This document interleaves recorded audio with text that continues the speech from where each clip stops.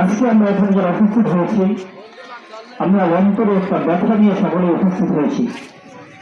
কেননা রাসূল করিম সাল্লাল্লাহু আলাইহি ওয়াসাল্লাম ঘোষণা করেছেন, আল মুমিনুনা কালবুন ওয়াহিদ। সারা পৃথিবীর সমস্ত মুসলমান একটা দেহের নাই।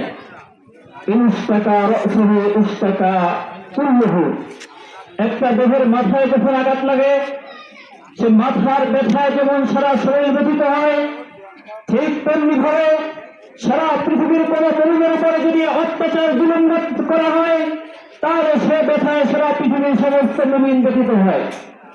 এ কারণেই আমরা আজকে ব্যথিত হয়ে আমাদের মুসলিম ভাইদের উপর যে জুলুম নির্যাতন চলতেছে, তার প্রতিবাদে আজকে আমরা রাজপথে নেমেছি। তবে প্রিয় মুসলিম ভাইরা, এটা শুধু আমাদের এত সীমাবদ্ধ হয়, বরং আমার মনে হয় সামনে আরো কঠিন পরিস্থিতি আমাদের সামনে আসতেছে। এই জন্য আমাদেরকে ঈমান আমল নিয়ে জিহাদের জন্য প্রস্তুতি গ্রহণ করা দরকার। পাশাপাশি যেহেতু আমরা মুমিন হিসেবে আমাদের মুসলমান ভাইদের উপর জুলুমের কারণে আমরা ব্যথিত, কোন ব্যথিত হৃদয় আমরা কখনো আমাদের মুমিন মুসলমানদের শত্রু ইসরায়েল সহ ইহুদি খ্রিস্টান অর্থাৎ সমস্ত কুফরি মতবাদের যারা আছে, তাদের পণ্য আজকে থেকে আমরা ক্রয় করবো না ইনশাআল্লাহ। কেননা আমরা তাদের থেকে পণ্য ক্রয় করে তাদেরকে লাভবান করব, আর সেই টাকা দিয়ে সেই অর্থ দিয়ে তারা মুমিন মুসলমানদের উপর জুলুম নির্যাতন করবে, বোমা বর্ষণ করবে, সেটা কোনো মুমিন কখনো মেনে নিতে পারে না।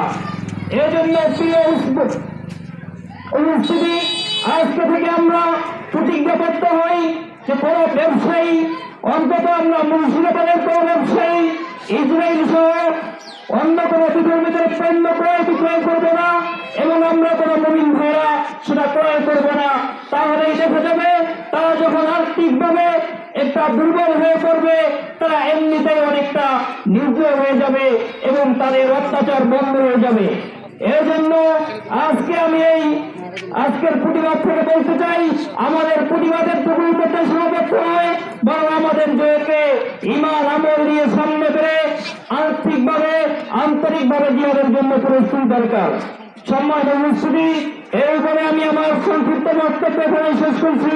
আসসালামু আলাইকুম ওয়া রাহমাতুল্লাহ। এখন আপনাদের সামনে অতি সংক্ষিপ্ত